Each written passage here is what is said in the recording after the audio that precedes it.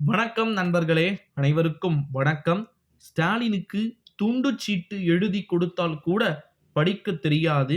மிக முக்கியமான ஒரு தகவல் ஒன்று நமக்கு கிடைக்கப் பெற்றிருக்கிறது. வீடியோவ முழுமைக்குமே கட்டாயமா நீங்க ஸ்கிப் பண்ணாம பார்ப்பீங்க அப்படின்னு சொல்லிட்டு நான் நினைக்கிறேன். காரணம் என்னன்னா, ஸ்டாலின் ஒரு மிக முக்கியமான ஒரு பவர்ஃபுல் லீடர். ஓகேங்களா? என்ன ப்ரோ டக்குன்னு காமெடி கிமெடிலாம் பண்றீங்கன்னு நெனச்சுக்காதீங்க. தேசிய அளவுல ஸ்டாலினுடைய கை ஓங்கி இருக்கிறது.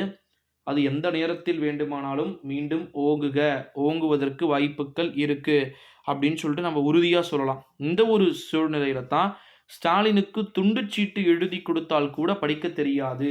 துண்டுச்சீட்டு மட்டும் எழுதி குடுத்து படிச்சுட்டு இருக்கும்போது ஃபேன் காத்து அதிகமா பட்டு அந்த துண்டுச்சீட்டு தான் பறந்து அத பொறுக்கும்போது பார்க்கக்கூடிய அந்த நேரடி காட்சிகள் எப்படி இருக்கும் அப்படின்னு சொல்லிட்டு கொஞ்சம் லைட்டா இமேஜின் பண்ணி பாருங்க. கொஞ்சம் கனவுல யோசிச்சு பாருங்க.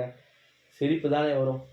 தமிழ்நாட்டுடைய முதலமைச்சர இப்ப வரைக்கும் கேலி க கூத்தாகிக் கொண்டிருப்பது எதுனா, ஒண்ணு அவருடைய அந்த தலைமுடிய, அதாவது சொல்லக்கூடாது, விக் வைத்துக் கொண்டிருக்கிறார் என்ற ஒரு குற்றச்சாட்டு. அது பெருசா இல்லன்னு வச்சுக்கோங்க. அதெல்லாம் தப்பெல்லாம் ஒண்ணும் கிடையாது. அவர் ஒரு சிஎம். அவருடைய பர்சனாலிட்டிய காமிக்கணும்னு நெனைக்கிறாரு. அது எவன்கிட்டயும் பர்மிஷன் கேட்கணும்லாம் ஒண்ணும் கிடையாது. ஓகேங்களா? அதனால அவர் ஏன் மோடி வந்து கிட்டத்தட்ட 25,00,000 மதிப்புள்ள கோர்ட்டை வந்து போடுகிறார். கேட்க முடியுமா? வாயை பிளக்கலாம், பார்க்கலாம், நினைக்கலாம், கதறலாம், கத்தலாம். அவ்வளோதான் ஒண்ணும் பண்ண முடியாது.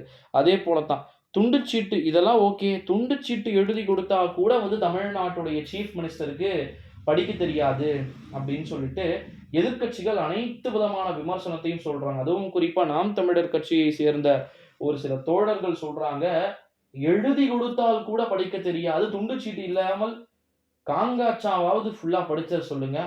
நான் வந்து அரசியல விட்டு திக்காம, திணறாம, பிழை இல்லாம சொல்லிடுங்க. நான் அரசியல விட்டே போயிடுறேன் அப்படின்னு சொல்லிட்டு எல்லாருமே வந்து சொல்றாங்க. இது வந்து தொடர்ந்து ஸ்டாலினுக்கு வந்து ஒரு அவப்பெயராகவும், இழுக்காகவும் வந்து இருக்கக்கூடிய ஒரு சில சூழ்நிலையிலே, என்னதான் இருந்தாலும் அவர் நம்முடைய தமிழ்நாட்டின் முதலமைச்சர்ப்பா. காமராஜர் படித்தாரா? சொல்லுங்க. கலைஞர் அவர்கள் படித்தாரா? படிப்ப வச்சு மட்டும் நம்ம தமிழ்நாட்டுடைய அரசியல் இயங்கவில்லை என்பதை நீங்கள் புரிந்து கொள்ள வேண்டும். ஓகேங்களா?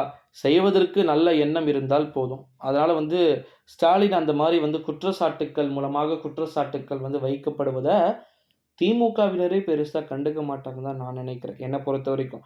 அதனால வந்து ஸ்டாலினுக்கு பெருசா பயங்கள் என்பது இல்ல. 2029ஆம் ஆண்டு மன்னிக்க 2026ஆம் ஆண்டுல ஒரு பிரம்மாண்டமான ஒரு வெற்றியை வந்து பார்த்தீங்கன்னா, உறுதியாக பெறக்கூடிய நபராக நம்முடைய தமிழ்நாட்டின் முதலமைச்சர் அவர்கள் இருப்பார் அப்படின்னு சொல்லிட்டு நம்மளால எதிர்பார்க்கப்பட முடிகிறது அப்படின்னே வந்து சொல்லலாம். அப்ப ஸ்டாலினுக்கு அந்த துண்டுச்சீட்டுன்ற கான்செப்ட்ட நம்ம அப்படியே விட்டுற வேண்டியது தான். ஓகேங்களா? அதனால வந்து இது போல நிறைய விதமான அறிவிப்புகள் இருக்கு நண்பர்களே. துண்டுச்சீட்டை வைத்து படித்தார் என்று யாரும் கிண்டல் செய்ய வேண்டிய அவசியம் கிடையாது அப்படின்னே வந்து சொல்லலாம்.